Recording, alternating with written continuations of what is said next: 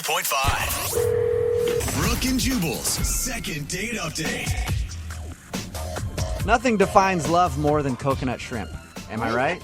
I mean, I think I'm love right. it. It tastes good, but True love is coconut shrimp. That's what I've always said. And Lindsay, who's on the phone for a second date update today, will probably agree with me because she said she met the guy that she wants to call today over a plate of coconut shrimp. I did indeed. I don't know if I would say love, though. I mean, I like the guy, but I don't know if I'm in love with him. Okay. I'm picturing already like a Lady and the Tramp moment with coconut shrimp. Oh, that'd be so cute. All right. So you love the coconut shrimp, but you like the guy. What's the guy's name? His name is Kevin. Kevin. All right. And tell us how you met Kevin. So I was at a party a couple weeks ago, and it was kind of fancy, and it was catered. And he was working for the catering company, delivering the food. Oh, so you were hitting on the wait staff. You know, maybe. Okay, I say you should always go for the men with the food. I agree. Yeah. So when he came over with his coconut shrimp, I was like, this guy is the guy for me. You know? All right. So how'd you get his number then? I mean, did you just ask him right there when he came up to you in a group of people? No, well, I mean, we kind of had like a flirtation throughout the night, you know? Like, I told him that I love shrimp and coconut shrimp, and so every time he'd come out, he would like come find me first, you know? Oh, You're like, okay. keep that shrimp coming, big Yeah. boy. There's a big tip in your future. And I love your lines about the shrimp. I'm sure he really caught on quickly that you were hitting on him. Yeah, no, he had no idea. Of course not. All right. So who finally asked for whose phone number? Well, like a little later on in the night, you know, it started to die down, and we had a moment together, and I asked for his number. But, like, not in, hey, can I have your number? I offered up that I was having this party the next weekend with a few friends, and I thought maybe he could come over and, you know, let me get your number so I can invite you, that sort of thing. That's awesome. Okay. Were you really having a party, or were you just using it as an excuse and now suddenly you're having to plan a party? I was actually having a party, yes. Okay. And did he show up to your party? He did. So I invited him to come over a little early so that we could have some one-on-one time because I needed help cooking food. So And he's wait, in catering. you were basically using him for free labor? Yeah, put him to work. No, I mean, that's cute, right? Like cooking with someone. That's Yeah. a fun thing to do. People like to cook usually if it's not their job. Yeah. You know? Okay, but he's not a cook. Okay. Yeah, he just holds a plate. So that would have been rude, I guess, if you're like, you can hold all the plates with the ingredients on it while I cook the food. No, I didn't do that. All right. So he did understand that it was like a date type of situation, not you trying to hire him for your party. I hope so. I mean, I guess if it didn't come across, then that might be why he's not calling me. Yeah. Right. So how'd the party go? You know, I don't know because he came over and my friends really liked him. You know, they said he was a little quiet but a nice guy. I don't know if maybe they scared him off, you know, like how friends can get kind of weird sometimes or be like, you know. Like follow you into the bathroom and film you. What? Yeah. What Where'd friends? that come Who? from? Well, you said weird. You said get weird. What kind of friends do you have, dude? Weird ones? Not that kind of weird. Oh. My friends are a more subdued kind of weird. Okay. You know, and they'll say things like, the last guy wasn't nice to her, you better be nice to her, and Oh, stuff like that. gosh. That is, You that, know. did you tell him beforehand not to do that? Because that is not cool. Yeah. I didn't give a warning not to do it because I figured they wouldn't think to do it.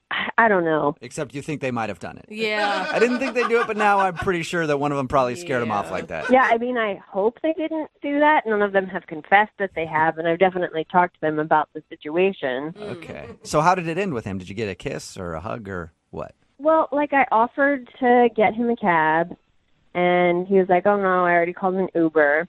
And then it got kind of weird and cold, and he just left. Oh. You know, like I thought there would be maybe a kiss or, hey, let's hang out again. But yeah, he just kind of took off. And since then, I've tried texting him, and he just kind of responds with one-word responses, you know? Okay, well, maybe one of your friends did scare him off. We'll find out. We'll play a song, come back, call him, and get your second date update, all right? All right, sounds good. Okay, hang on. Moving 92.5. Brooke and Jubal in the mornings. Second date update. If you're just joining us for today's second date update, Lindsay is on the phone, and she wants to call the quiet caterer who stole her heart with a side of ranch.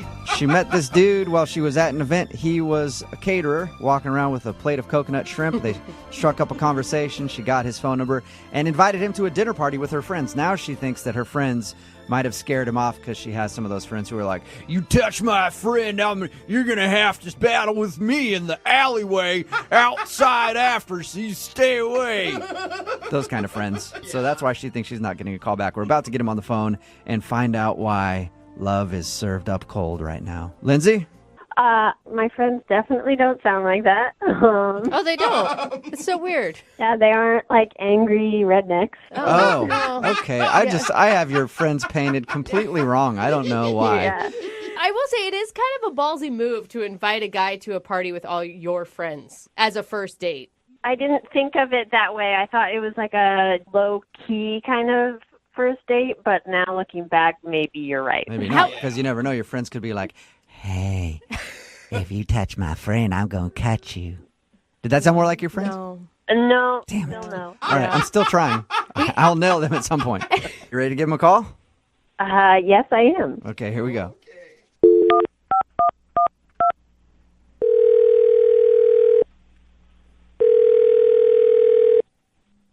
Hello? Hi, can I speak with Kevin, please? Yeah, that's me. Hey, Kevin, how are you? This is Jubal from Brook and Jubal in the Morning. Like the radio show? Yeah, exactly like it. It is it, as a matter of fact. Okay. How are you doing? I'm doing all right. Well, thank you for listening. I mean, I don't like listen. I'm sort of just aware that you're there. That's what I prefer. Okay, so I prefer people who just kind of know we exist, but don't actually know the show. I take back my compliment. So, Kevin, seeing as you don't listen a lot, or maybe have never listened before in your life, do you know what a second date update is? No, not really.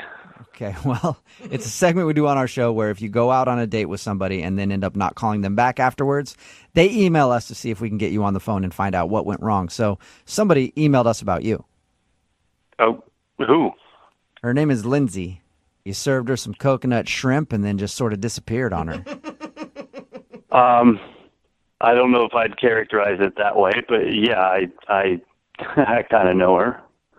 Kind of know her. Okay. That was kind of a happy laugh. What's that? I mean, you sound positive about Lindsay. Oh, no, I didn't think that she was that into me, given how we last interacted. What do you mean?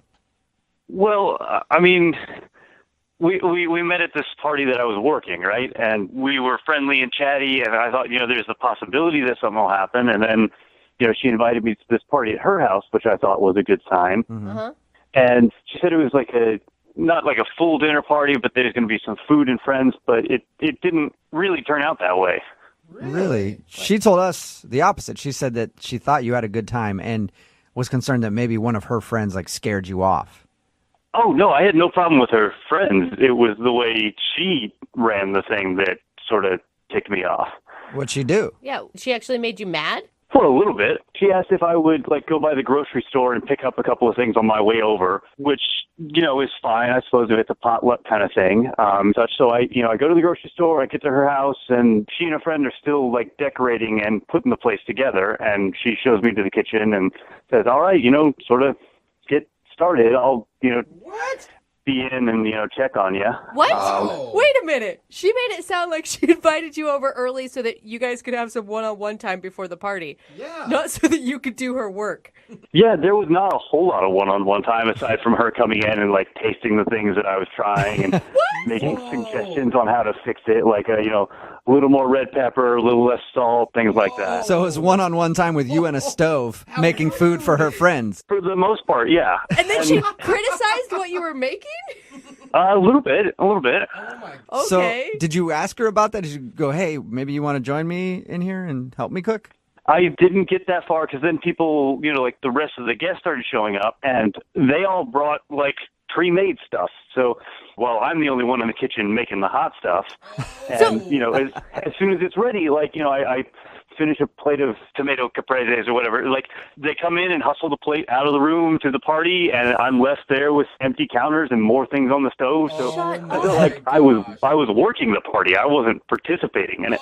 I mean, at any point did you just think, like, I must have misunderstood what she wanted from me and she actually is going to pay me for this? I mean, that's the only thing that I could think of, given that we met at a catering event. She must have thought that, that's what I do, Did she pay you for your services? No, that's Exactly. the thing. Yeah.